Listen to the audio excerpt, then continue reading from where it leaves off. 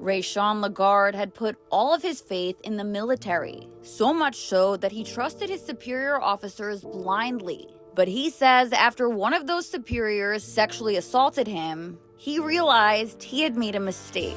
He decided to sexually inappropriately touch me, assault me. He says he reported the assault to his platoon sergeant right after it happened. He says his sergeant told him he'd look into it, but he says nothing happened. Lagarde claims the same non-commissioned officer had assaulted him and called him racial slurs shortly before the alleged sexual assault. This was the same NCO that called me a monkey, that called me a boy. This was the same NCO that took his belt off and hit me with it. Lagarde claims his superior used his position of power to taunt him.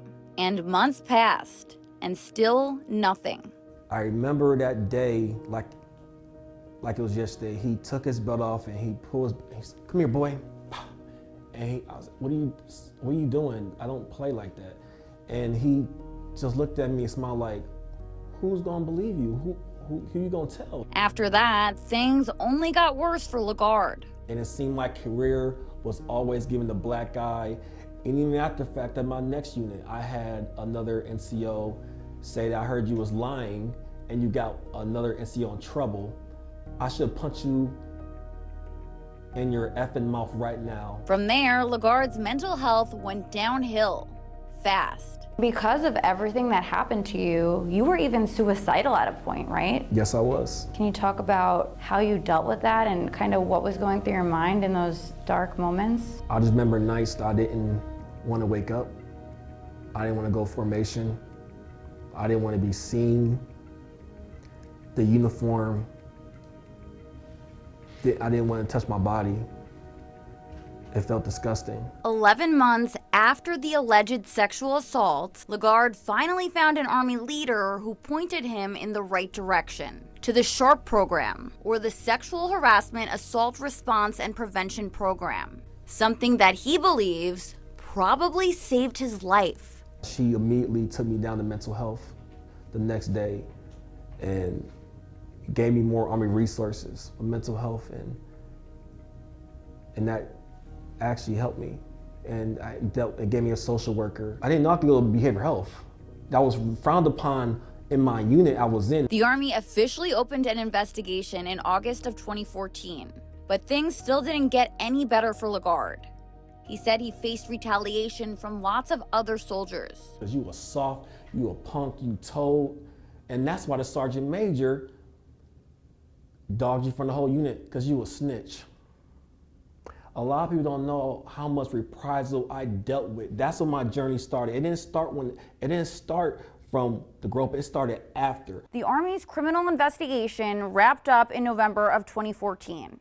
Now, according to military documents, the Army found that they did not have enough evidence to prove or disprove the sexual abuse claim.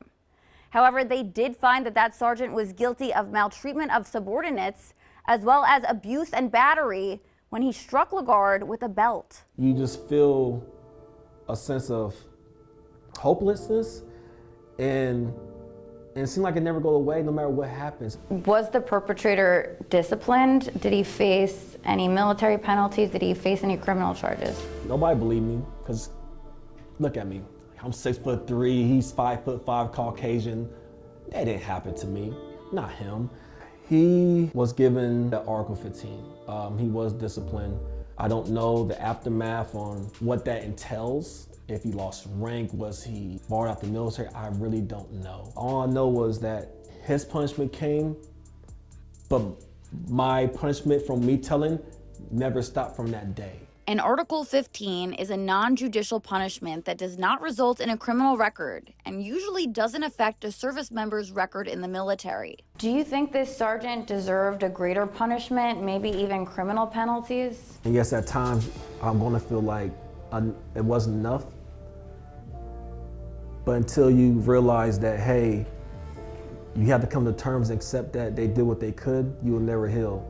And this is my healing process. I just have to come to accept that the Army did what they could to help me in that situation, but I wish someone was able to help me through the journey that almost led me to suicide and now having PTSD. Coming up in part 3 of my investigation, we take a deep dive into the culture and stigmas that still exist in the military and explore why that kind of environment makes male soldiers more reluctant to report these crimes. I'm digging into the data that shows sexual assaults are up in the military.